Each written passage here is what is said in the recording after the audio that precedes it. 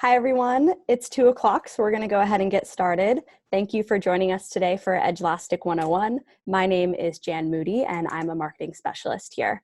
I am joined in the room by my colleagues Ileana Betancourt and John Chen, and we will be working together to show you a live demo of Edulastic and all of the amazing features that are available to you. So before we dive into things and I pass things off to my colleague John Chen, we have a few little housekeeping things to go over. The first is that at the very bottom of your screen, you see a little bubble that says chat. Feel free to use this throughout the entire webinar to ask any questions or input any commentary. We want to hear from you, and we want this to be a really interactive experience and make sure that all of your questions get answered and that you leave here today with all of the information you were hoping to get. So I really encourage you to use the chat icon at the bottom of your screen. Also, there's a little Q&A bubble at the bottom of your screen. This is just another way for you to ask questions.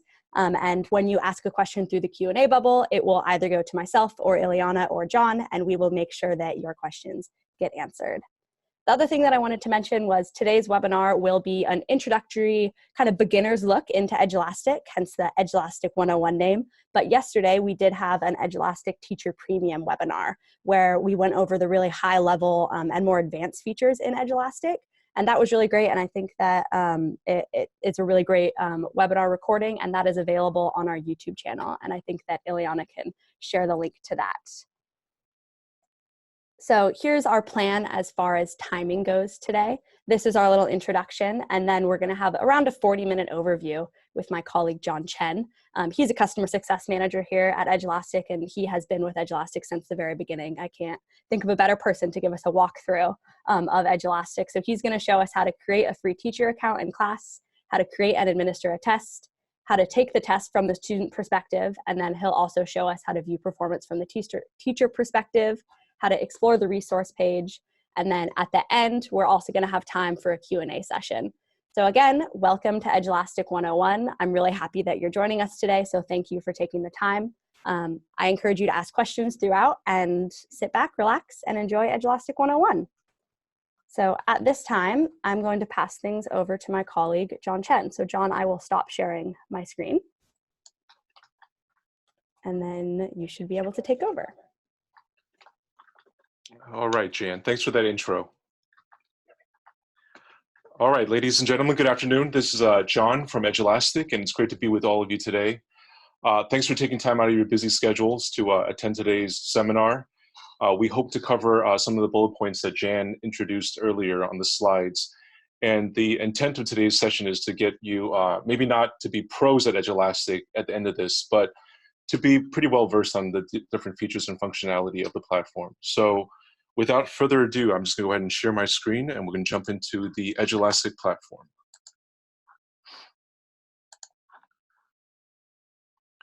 All right, so as folks know, what we have in Edulastic is teacher-facing as well as student-facing. So obviously, students log into Edulastic, and they take their Edulastic assessments.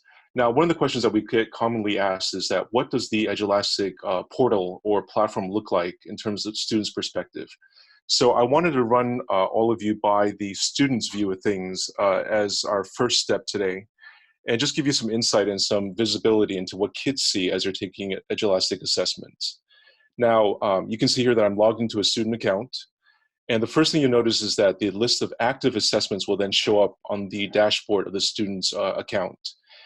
These are arranged by due date, so you'll see here that the ones with the most recent due date will be up on top, and then the ones with the later due date will follow down below. So as a kid, what I'd like to do first is I want to go ahead and click on the Start Assignment button. And you'll also see some details here on the due date. This one's due July 1st. And the status. In this case, it's not been started yet. So as a student, I'll go ahead and click on Start Assignment. And you'll see, first off is that, Edulastic supports a lot of different question types. What we do is we mirror both SBAC and PARCC testing. So whatever state testing or the standardized test that you follow for your state, we have these questions that mimic the different question types: drag and drop, classification, multiple choice, multiple selection. And you'll see here that as I progress, we'll go ahead and just sort of interact with each of these questions. Now, the first one is a drag and drop. So I'm simply asked to drag the values into the different boxes here.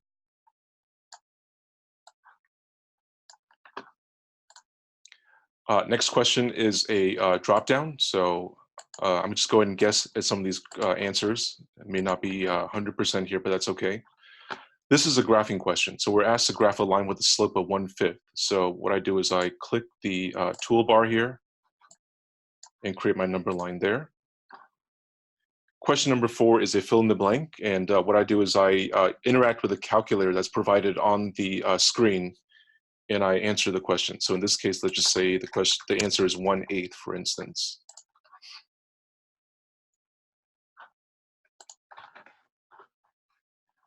All right, the next one is a multiple selection with a video. So the great thing about Edulastic is that as teachers, you can embed videos into Edulastic questions. So in this case, this is a YouTube video that comes straight from YouTube. And what you do is you put in the embed code when you're creating the question, and then obviously you'll then create the question itself. So in this case, this is a multiple selection, which is indicated by the square boxes. So students have to choose one or more correct answers here. This one is click on the adjective in the sentence. So we'll click on this one right here. Question number 7 is a really popular one. So this is a passage-based question. So what it is it's asking students to read one or more passages and then answer accompanying questions on the right side of the screen. So once again, this mimics both SBAC and PARC, where passage normally lies on the left and the question's on the right. So we'll answer just like that. Then finally, this is a labeling question. So you're asked to label all the continents here. I'll just do a few to save some time here. Now, some things that you may have noticed as kids were taking the assessment is that they can flag questions. So let's say as a kid, I'm not certain of one of my answer choices on the test. What I can do is I can flag the question, and you'll see here that once I flag and submit, the system will prompt me that I have one flagged question right where I'm hovering right here. So what this serves as sort of a heads up to let the student know that, hey, I've got one flag question that I may want to go back to and review before I, submit, do a final submission of the test. Also, any unanswered questions that you inadvertently skipped will also be flagged here. So, had I skipped one question, for instance, this unanswered box would say, one or two of any questions that you skipped. So having been given, the heads up of either unanswered or flag questions, at this point, if you're ready, what the student can do is they can submit the test. Now, remember that once they submit, it's considered a final submission. So they can't go back and, work on any questions after the fact. So just remember that a submission is final here. And you'll see that I, guessed pretty poorly here. I got a 2.65 out of 10. And this is something that teachers can actually hide from kids. They can either show or lock down the visibility of the scores after kids submit their tests. So in this case, what I did is I set the visibility to visible for the scores. And you'll see here that I got 2.65 out of 10. And then down below is a graph indicating which questions the students either got correct or incorrect. And the color convention follows, red is incorrect, green is correct, and yellow is partially correct.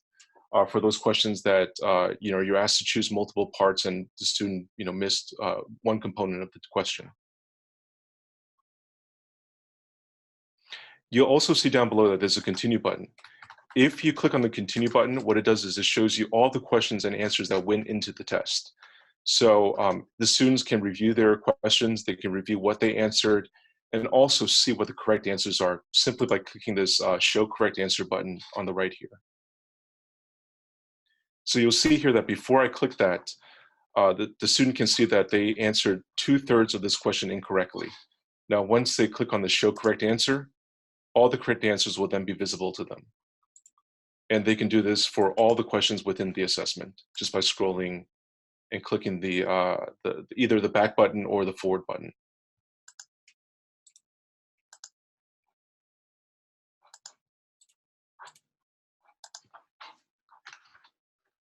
Okay, so that's a quick walkthrough and glimpse of the student's perspective when they're taking Edulastic assessments. Let me quickly pause here to see if there's any questions from folks in the audience. Once again, feel free to either chat away or type in your questions into the chat box there. I'm not seeing any questions yet, but I did notice that everyone seems to be new. Okay, great. According to the poll. So that's also a great segue into saying that one common question that we normally get is that, what happens if a student is taking an assessment and either the internet goes down or they inadvertently click out of the assessment. So when things like that happen, our system continually saves all the answers that students are answering. So there's no fear in losing work or not having answers recorded. So I guess don't fret about students losing their work. It's always continuously saved in the system. And then when they go back into their accounts, they can just start where they last left off.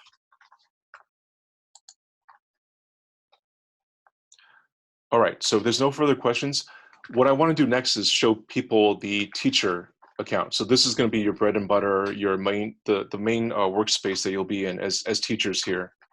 So I'll go ahead and log out here and log into a sample teacher account.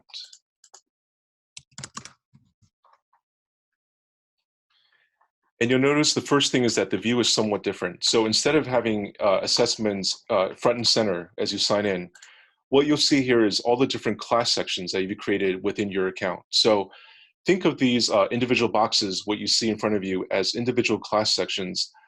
Each one contains a unique group of kids. So you'll see here that I have two different periods. This free period 2 and free period 1. One has 7 kids and one has 14 kids. So if you're a teacher that teaches, let's say, 4 or 5 periods throughout the day, this is how you can organize your classes, and give assessments to these different classes. Now, the first thing I want to show folks is, I guess the burning question is, how do I create an assessment on Edulastic? There's multiple ways of doing this. Probably the easiest way as a beginner is to pick questions from the question bank and then start creating an assessment. So what I want to do is, I'll click on this third icon down on the right here, on the left here. And you'll see first off, what happens is that it activates some filters on the left. So the question bank, think of it as a repository of all questions within Edulastic. They're geared for all grade levels, K through 12, all subject areas, all standards, all, depending on whether you're a Common Core state or you follow, state-specific standards like New Jersey or Florida or Louisiana. All our standards are within the system, and if you can't find what you're looking for, we're always amenable to adding standards for you. So just send us an email and we can add those state-specific standards for you within the system. Now, going back to the filters, what you can do is, let's say, for instance, you're a grade 4 English teacher. If you simply choose grade 4, subject ELA, what happens is that every time you filter, the corresponding questions that are tailored to those filters will then appear on the right side. So you'll see here that each time I make this filters a little bit more specific, the questions decrease a little bit because they're getting more and more tailored to whatever your filters are set to. So in this case, you'll see here that grade 4 ELA contains a little over 5,000 questions. Now, obviously, this is probably too overwhelming to really look at. So what I recommend folks do, as their first, foray into Edulastic is that you can try to make the filters as specific as you can in order to whittle down the list. So we can pick specific standards even. So if you're a teacher wanting to test kids on RI 4.4, you can pick that. You can pick multiple ones. And then the questions, get decrease as you go. So at this point, the question is, how do I add these questions to my assessment? Now, off to the right, there's an add button where I'm hovering. Let's say, for instance, you like the first 3 questions. What you can simply do is just click on the add button, and they get automatically transferred over to assessment that you create. And before I continue here, some additional filters that you can use are question types. Once again, these are the ones that mimic both SBAC and PARCC testing. We have a whole array of different question types.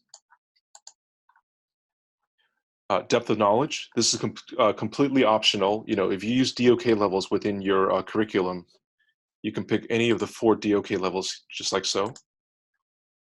And difficulty, once again, optional, easy, medium, or hard.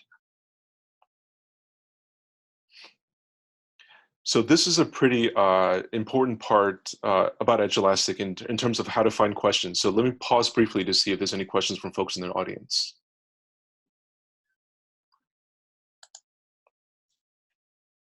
It doesn't look like there's any questions at this time, but again, we encourage you to use the chat or the Q&A bubble.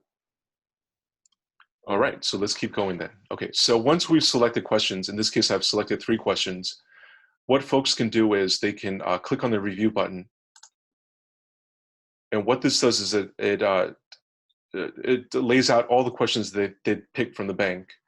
And at this point, what you can do is you can either resequence the order of the questions, or you can outright delete questions. So think of this as a way station where you can actually move things around, you can delete things that you've decided against using, and things of that nature. So using the little buttons on the left, what I can do is I can drag things down, drag things up. Let's say I want to get rid of this one outright, I can remove it. I can also change the point values of these questions. So let's say, for instance, this one I want to make worth 3 points instead of 1. I can just simply click in the box and change the point values there. And then if folks are wondering, this little strip on the right is really a running tally of what's gone into your assessment. So what you want to do is here, you want to give your assessment a name. Call it Thursday quiz, for instance. And down below, you'll see here that my class and subject is grade 4 ELA. I have this number of questions worth this number of points.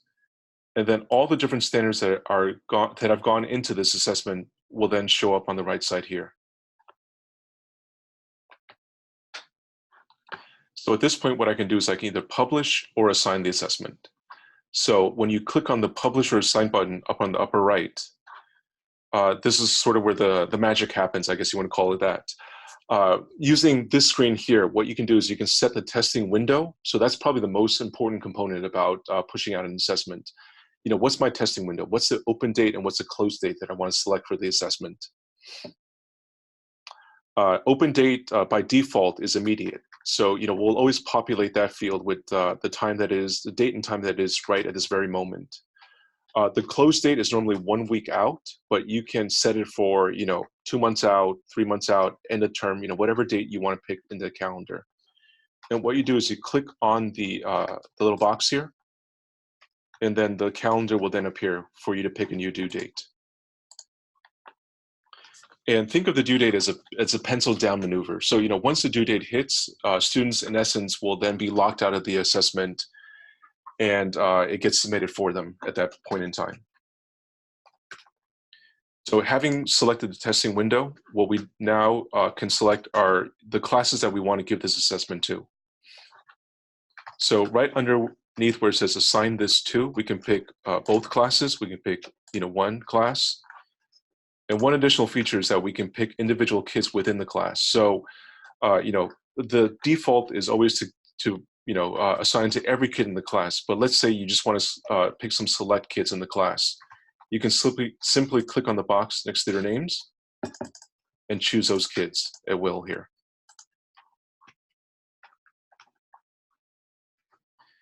And then what I previously alluded to during the students, when I showed you the students side of things, is that kids can either have the scores visible to them or you can lock it down.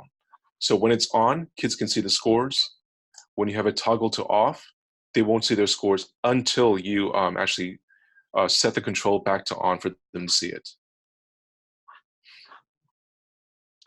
And then advanced options, this is a section that's not available to free users, but if you want to get things like, a calculator for kids to use, or the ability to shuffle questions and answers, or, create rubrics, you can always upgrade to Edulastic, but that's for another seminar and session. So at this point, what we can do is we can go ahead and click on Assign in the upper right corner.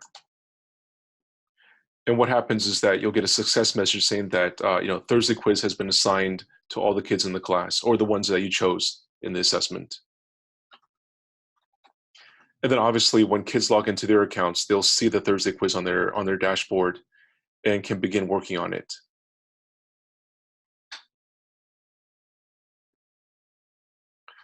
All right, any questions from folks in the room about this?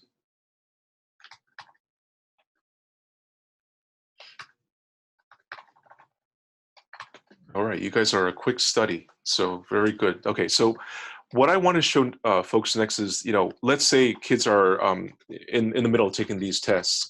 What data can I, as a teacher, see into these assessments that are in progress? Now, and I'm a little biased in saying this, but Edulastic, the data is probably one of our really strong suits here.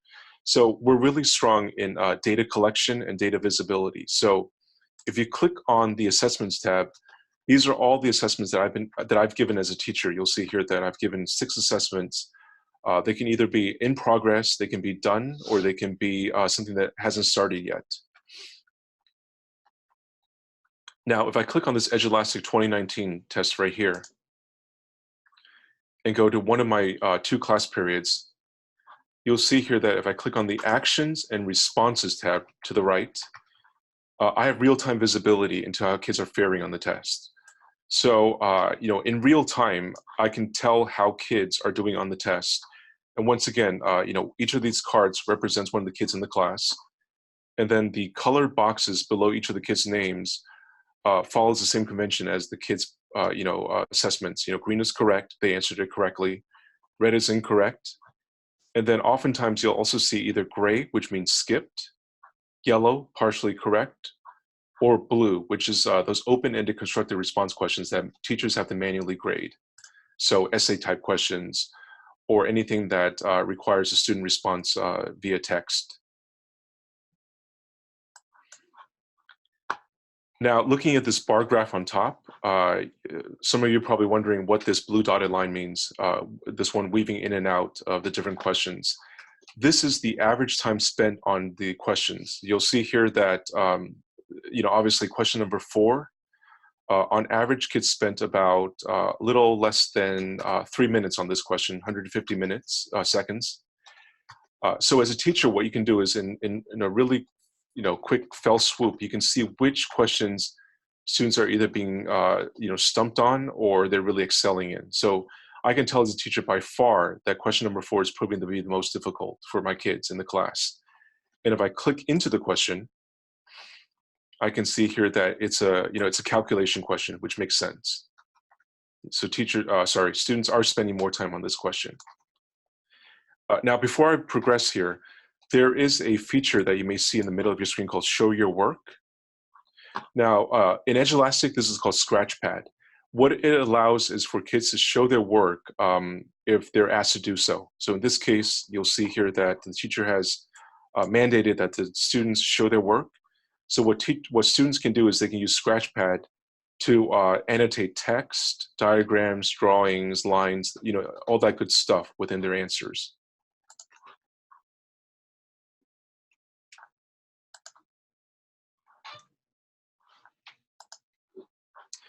And then what teachers do is they can simply click on this Review Students' Work button right here.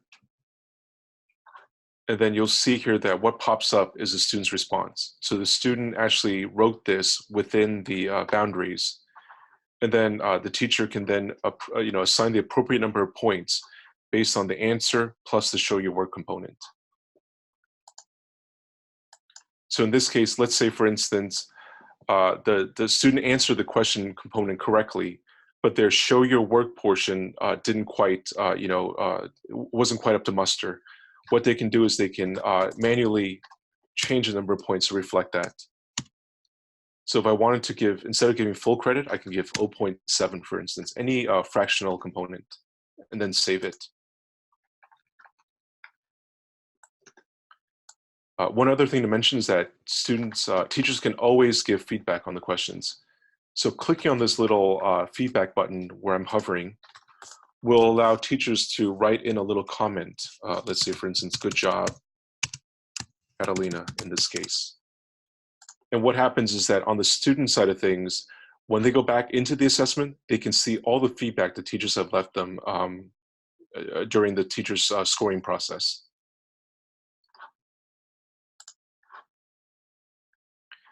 Okay, so going back to the main screen here, this is what we call the live class board. A couple of other additional things that teachers can do that's really handy to have is that they can redirect an assessment. So think of a redirect as giving students another opportunity to take the test, whether they were absent, they were out ill, they were, they just didn't give it their full, they didn't give their full ability on the test, for instance. You can always pick any kids in the class and then send it back to them, and that's what we call redirect. So you simply click on the checks next to their names, click redirect, enter a new close date, and you'll see here that once I click redirect, students then get another opportunity to take the test again. Now, one thing to mention is that during the redirect attempt, all their previous answers will show up for the kids. So they can either A, choose to keep the answers as is, or B, they can choose to select a different answer at that point in time.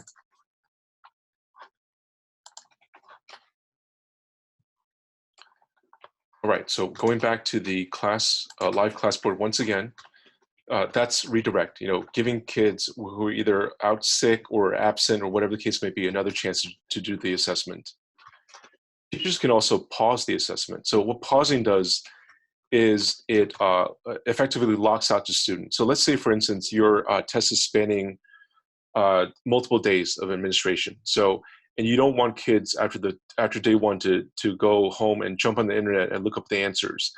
What teachers can do is they can simply pause the test, and then when the class meets again tomorrow, or whenever the test is to resume, they can unpause it or open it once again, and then kids can take it within class. So this gives teachers more of ability to control the actual assessment of the test, so that kids are not willy-nilly just going on the internet at their own discretion and taking, answering questions on their free time. One other thing is that, I mentioned this before, is that the release scores toggle, once again, at any given point in time, you can either turn that off or turn it on.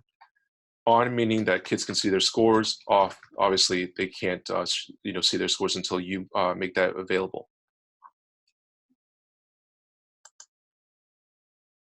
And then under the More button, where I'm currently hovering over, there's some administrative tasks that are available to you. You can either add students that are joining the district late in the term, simply by adding their names. You can remove kids that have left your class or the district. And once the test is done, you can download grades or responses into a CSV spreadsheet.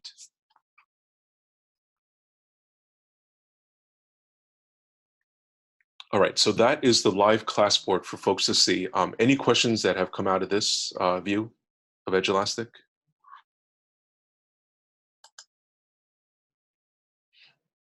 I think you're right. This group is really fast learners. Yes, they are. All right, so let's jump into one other component that I skipped before. So you saw that there was the ability to add questions from the question bank. So let's say, for instance, you didn't quite find the questions you were looking for, and you want to make your own from scratch. How do I author my own questions within Edulastic? This is a really popular, feature that we have teachers using all the time.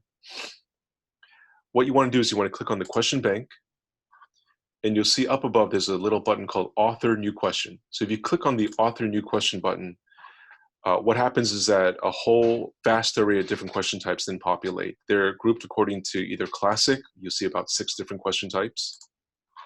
Math, people can really go to town in this section. There's about 24 questions, I believe, in this section.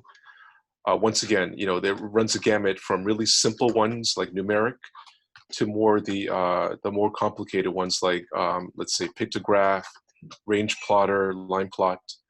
Now, if you're ever curious about what, let's say, for instance, a graph plotter does, if you click on the little question mark within the circle icon in the upper right corner, this will launch a brief tutorial video that you can play. Let's learn how to create a graph plotter question. And it'll give you a little 2 to 3 minute synopsis about what this question is intended to do, and how you can go about creating these question types. And then of course, ELA has a host of different question types as well. So let me take folks on a little quick walkthrough of one of the question types. I would say by far our most popular question type is a multiple choice. So I'll just show how to create this question type. If I click on the little box, I can create, what it does is that, you need to author the question using both the question text box and the answer key down below. So as a teacher, I could type something like, what is the state capital of New York, for instance? Hopefully there's some New York folks in the room today. I can input my answer choices. New York, let's go with Binghamton. Let's see, Buffalo and Albany, for instance. And then as the teacher creating the question, what we need to do is we need to set the correct answer within the system so that Edulastic can create that correctly. So in this case, D would be the correct answer.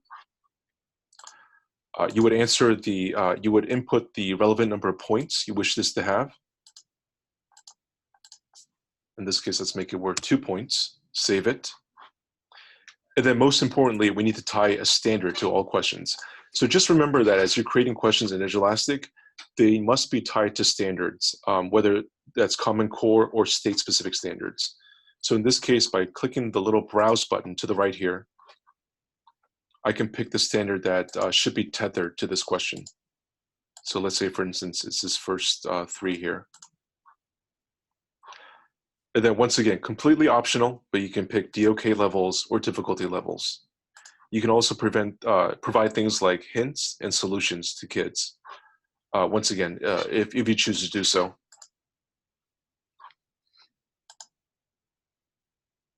So it looks like we have a few questions. Is now an okay time to go? Absolutely. Yep. Awesome. So the first question is from Irma. Thank you for asking. And she's wondering if you can use alternate questions. Can alternate questions be assigned within a single test, or will a different test need to be created to give students similar tests with different questions? So I think if you have a class of 20 students and you wanted to assign 5 of them a different test or a similar test but with different questions, how would you go about doing that? Yeah, that's a great question. So at the current time, 2 different assessments need to be built out in order to accommodate that. So we are looking to revamp our platform, and it looks like the ETA for being able to edit questions and give different versions should be coming this fall. But for the time being, what you need to do is create different versions.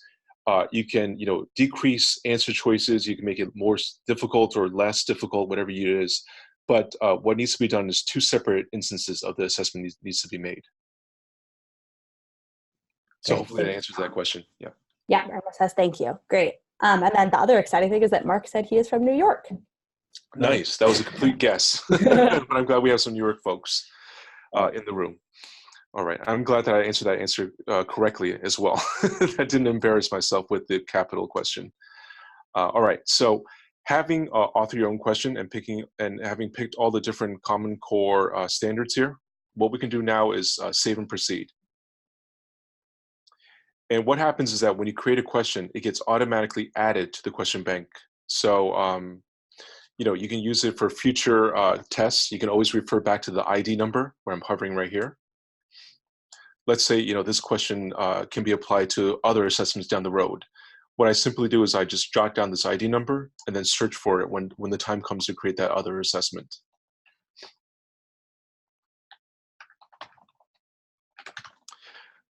Now, I just want to jump back to one other thing in the question bank, if I may, really quickly here, is that when you're searching for questions in the bank, oftentimes you're probably wondering what the collection filter means.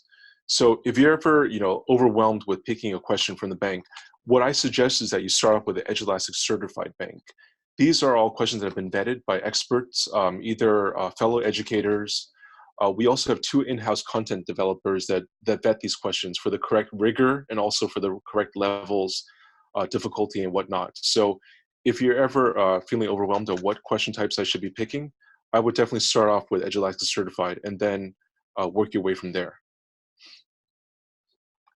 And you'll see here the Edulastic certified questions, if I sort of clear out these filters here, will always be indicated as such. So you click on Edulastic Certified,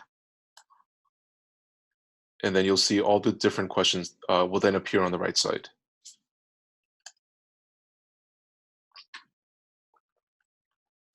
All right, so I saw the chat icon light up a little bit. Any other questions from folks in the audience today? No other questions, but Kathy did mention that she loves the brief tutorial videos that are available on the TEIs when you're creating a question. Great, yeah. And Kathy, we are looking to revamp some of those videos. So, you know, you may see a better and improved version coming shortly for those videos. So, you know, definitely refer back to them whenever you need to. All right, so having created an assessment with Edulastic, you know, the next question that follows would be, how do I assign this to my kids? So, you know, previously I had alluded to the fact that when you sign into your teacher account, you first land on the different classes that you have created. How do I create these classes is the question. So on the left side here, under Manage Class, is where you as teachers can create classes. So by simply clicking on the Create button up on the upper right corner, you can do things like give your class a name, give your class you know, associated with the correct grade and subject pairing. So whatever it is that you teach, let's say grade 5 math, you can call it Mrs. Smith's math class, period 3, for instance. And then what you will also want to do is you want to select the standards that go with this class. Now this part is pretty important because in the reports and data, whatever is populating in the reports will always be tethered to the standard sets that you've chosen as a teacher. So whether it's Common Core or state specific, they're all available down for you to use here.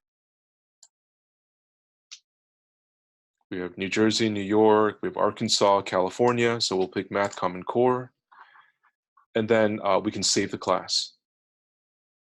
Now, at this point, the question that follows suit is, you know, how do I create students that go into the class? There's multiple ways of doing this. One of the easiest ways is that if you're a teacher using Google Classroom, you can simply sync with Google Classroom and then have that roster brought directly into Edulastic.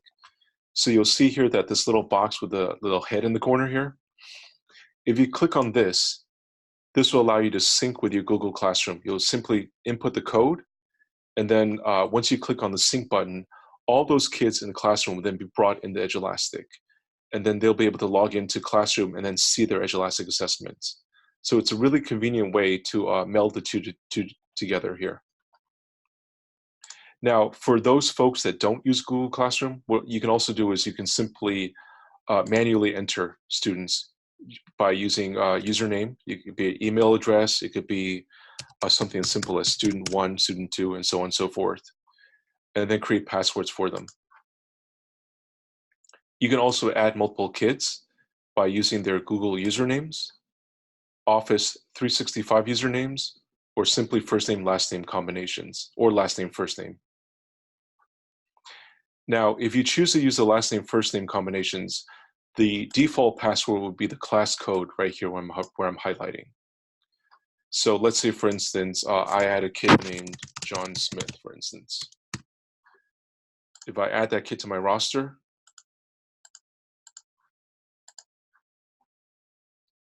he gets added. And you'll see here that what we'll do is we'll use the first initial, full last name, and then a numerical 4-number convention at random. So John Smith can log in with the username jsmith2668, and then use the class code, this 5-digit code right here, to log into their Edulastic accounts. So in summary, they can either log in with a username that you've created, or if you've already synced with Google Classroom, they can just simply use the Google Classroom username that you've entered. All right, any questions from folks in the audience thus far?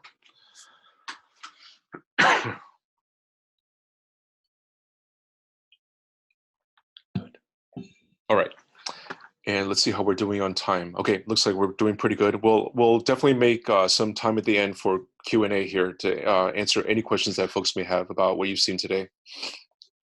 Now, the last thing I want to show folks is the reports. Now, the reports is a great way, is a great place where everything is summarized for you. So we have one report available for free teacher users. It's called the Standards Mastery Report. Now, if you click on this little bar chart here on the left, and then view reports,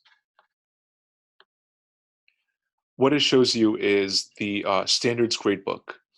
So the first thing you want to do as a teacher is you want to be able to filter for anything you're looking for. So by clicking on the Refine Results tab up above, you can either filter for school year, for the subject, grade, period, or assessment name under this tab.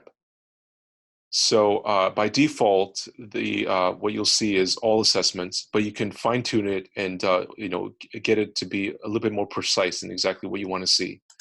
So in this case, if I choose 8th grade math, period 1, I click go. And I just allow the system 1 second here. You'll see here that what populates down below is the standards gradebook for all kids that have taken this test called 8th grade math assessment number 1. And what you'll see is a quick synopsis of the score analytics, with the percentage correct. You can always change it to something else, to either the raw score, how many points out of how many points, or the mastery level, which is either exceeds, does not meet, meets, or whatever the mastery that you've set on your end. But the default is always score. So as a teacher, you can see, how kids are performing. They'll get their overall scores on the test. And you can always see, where kids are either really excelling or need some remediation work on. So we'll see here that this student named Camilla Chan probably needs some sprucing up on 8SP A4 here. So this report is available for all free teacher users right underneath the Teachers tab here.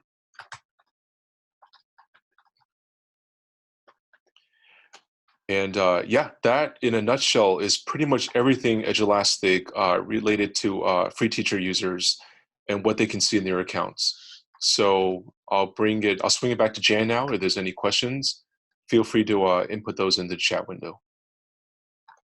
Awesome. Thank you so much, John. So I'm going to start my video and start sharing again. All right. Are you guys able to see my screen? Perfect. So there are just a few things that I wanted to touch on before we officially move on to our Q&A time. Hey, John, do you mind muting your computer just so that we don't have any back voice? Thank you. Awesome. So I wanted to point out that we have an Edulastic Resource Center that is really helpful, especially to new users. And on this Resource Center, you'll find trainings and resources. You'll find other webinars similar to this one, some teaching strategies, and then also some links to Edulastic Community Center. So some of these are on Facebook. Some of these are involved with our Edulastic Innovator team. Again, there's just so much on this webpage, and I'm hoping that Ileana can send the link to that in the chat. There's a lot there, and it's really helpful, and I encourage you to check it out. Also pertaining to Edulastic resources, if you ever have any questions, maybe you're creating an assessment and you just have a couple questions, or you run into any problems at all, our support team here is really wonderful. So you always can email support@edulastic.com, and we will get back to you really quickly and make sure that any issue that may come your way is resolved as quickly as possible. I also wanted to mention that starting actually on this upcoming Monday, so very soon, we have a new webinar series at Edulastic, and it's called Sail Through the Standards. This webinar series focuses on state test prep with Edulastic. So we're bringing on teachers from across the country to share how they use Edulastic to prepare their students for state tests. So we have one for Missouri, for SBAC, for Indiana, Louisiana, Massachusetts, Ohio, Tennessee, and New Jersey. We're really, really excited about these. I hope that everybody can join. And if you don't see your state there, shoot us a message and we will do our best to get a webinar for that on the calendar. So once again, Sail Through the Standards is starting on Monday and we're really excited about it. Hopefully Ileana can share the link to that as well. Shared. Consider it shared. Consider it shared. Awesome. Thank you. Cool. And then now again, we can move on to our Q&A time. We really want to make sure that all of your questions get answered today. But the last thing that I wanted to point out is that all of our most important Edulastic updates are shared on our social media channels. So you can find us on YouTube, on Twitter, on Facebook, on Instagram, and on LinkedIn, and our handle is @Edulastic. So we share exciting updates, tutorial videos, and so much more on all of those platforms. So we encourage you to connect with us and to stay in touch. And thank you so much for joining us today for Edulastic 101.